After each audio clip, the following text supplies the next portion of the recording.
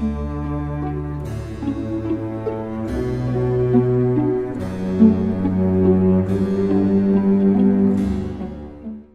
nome do Pai, e do Filho, e do Espírito Santo. Amém. Naquele tempo, Jesus disse a seus discípulos: é inevitável que aconteçam escândalos, mas ai daqueles que produzem escândalos.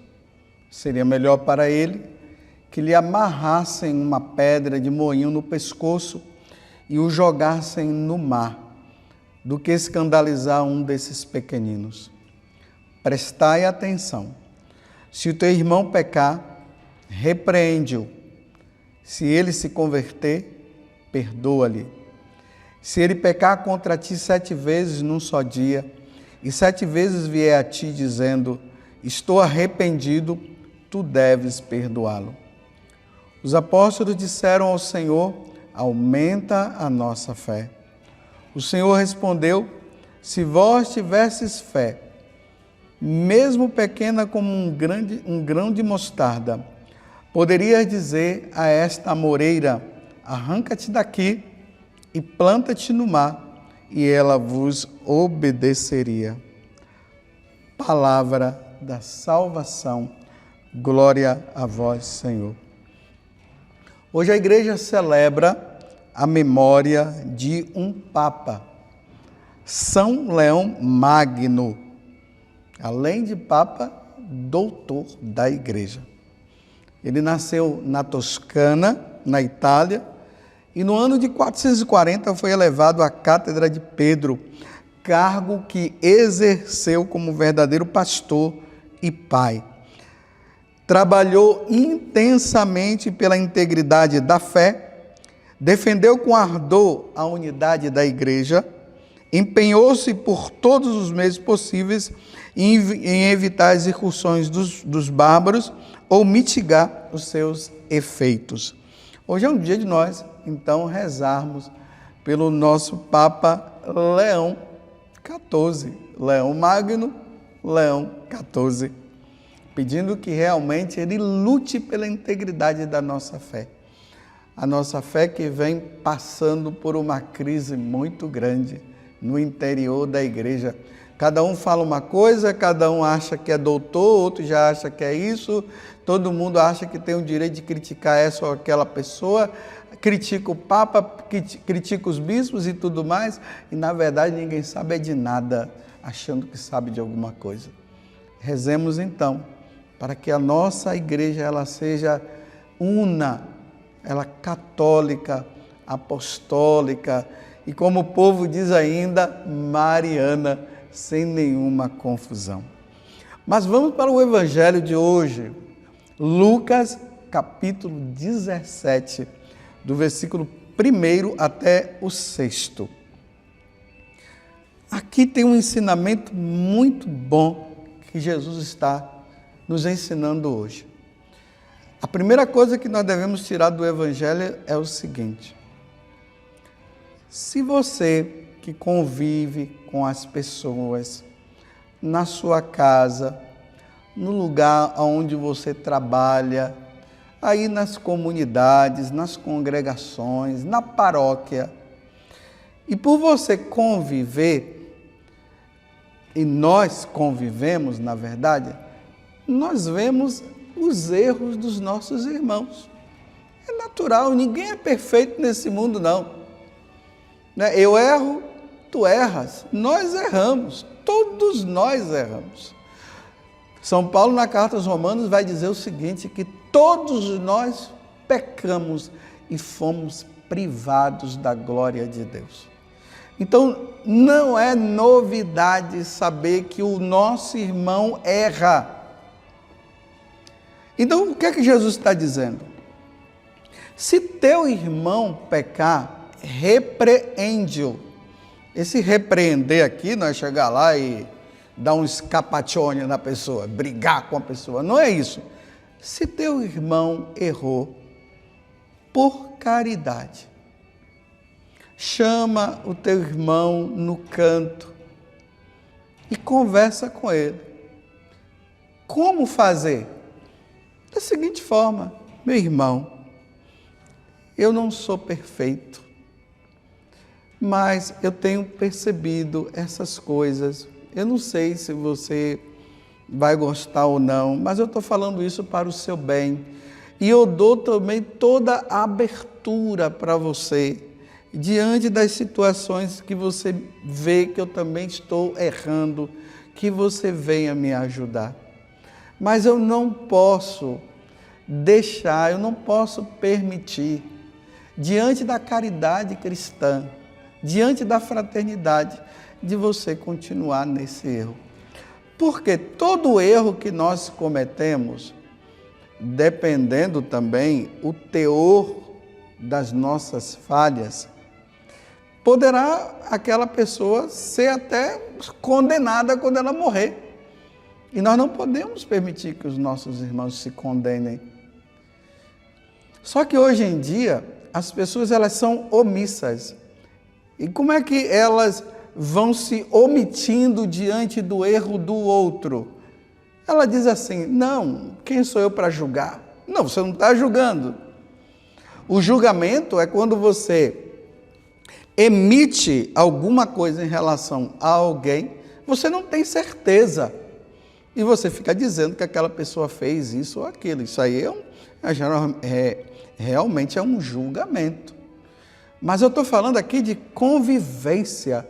Jesus está dizendo, se o teu irmão pecar, o teu irmão ali da convivência, você vê que ele está cometendo erros, e são erros claros. Não é julgamento, é evidência. Então deve-se ir. Quando a pessoa diz assim, quem sou eu para julgar? Ela está se omitindo. Então você vai permitir que a sua esposa se condene um dia porque você está dizendo quem sou eu para julgar? Ah, não, mas eu erro também. Novidade, quem é que não erra? A única pessoa que não errou foi Nossa Senhora. Só ela. Ela foi imaculada Conceição, ela foi gerada sem pecado original, mas todos nós erramos.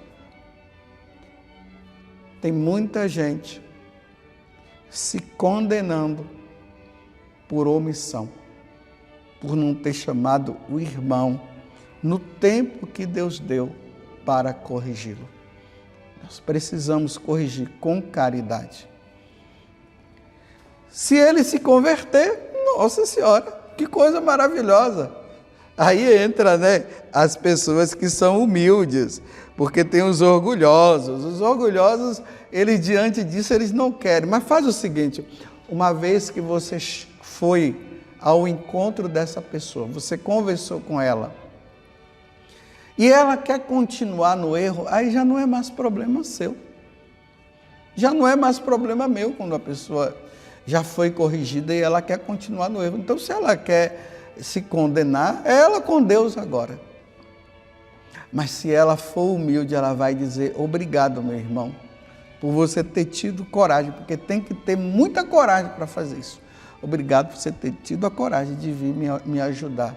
Você me tirou do erro. Vou agradecer sempre a Deus por você ter me usado, ou me ajudado. Agora tem a outra situação que Jesus está dizendo. Se ele pecar contra ti, olha, a primeira você viu o erro do irmão, você foi lá e ajudou. Agora, se ele pecar contra ti, você deve perdoar se ele vier pedir perdão, porque aí entra um outro problema.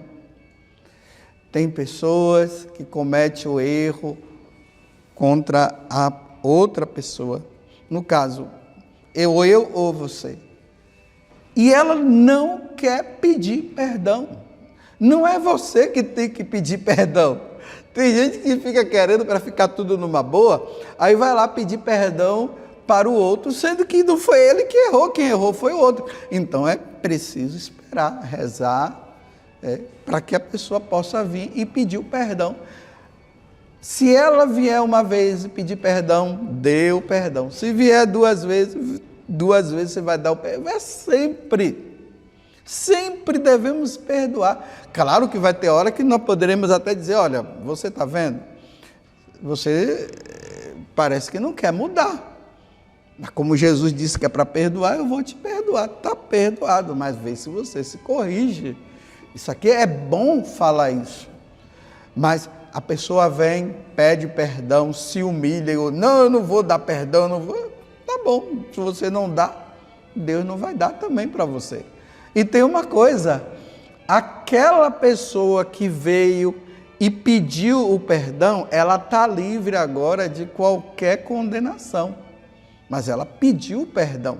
Agora é você que está, porque você não quis dar o perdão. Está entendendo como é que é o evangelho de hoje? Aí, aqui diz, os apóstolos disseram ao Senhor, aumenta a nossa fé, porque realmente não é fácil, tem que ter muita fé para viver isso aqui. E aí Jesus fala da questão da amoreira, né, que é uma metáfora que Jesus está usando, né, que se nós tivermos uma fé pequena, nós vamos movimentar uma montanha de um lado para o outro e assim por diante. Eu pergunto para você agora, quais são as pessoas que estão errando ao seu redor e você está se omitindo? A omissão é um pecado gravíssimo.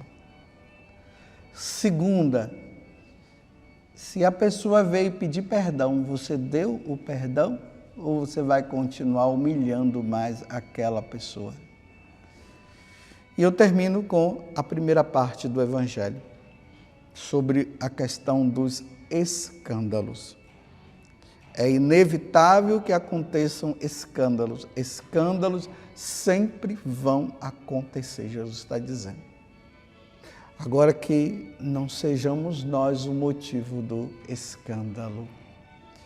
Ai daquele que escandalizou uma criança, um padre que escandalizou uma criança, um pai que escandalizou seu filho, a mãe que escandalizou o seu filho, ou filha, o esposo que escandalizou a esposa, ou a esposa que escandalizou o esposo. Ai dos que causam escândalos. Claro, se a pessoa causou um escândalo, mas se arrependeu, louvado seja Deus.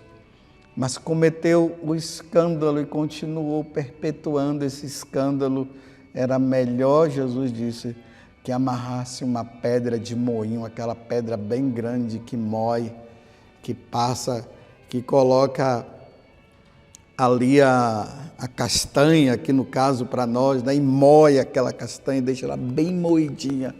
E ela tem que ser grande e pesada. Imagina você colocando aquilo no pescoço e jogando no mar. Vai direto para o fundo e lá vai morrer. E Jesus não está dizendo que é para fazer isso. Mas Jesus está dizendo que se a pessoa não muda de vida, seria melhor que ela fizesse isso. Mas não é para fazer isso. É uma metáfora que ele está usando para que nós possamos nos converter. Louvado seja nosso Senhor Jesus Cristo, para sempre seja louvado, e a sua mãe Maria Santíssima, e desça sobre você a bênção de Deus Todo-Poderoso, Pai, Filho e Espírito Santo. Amém.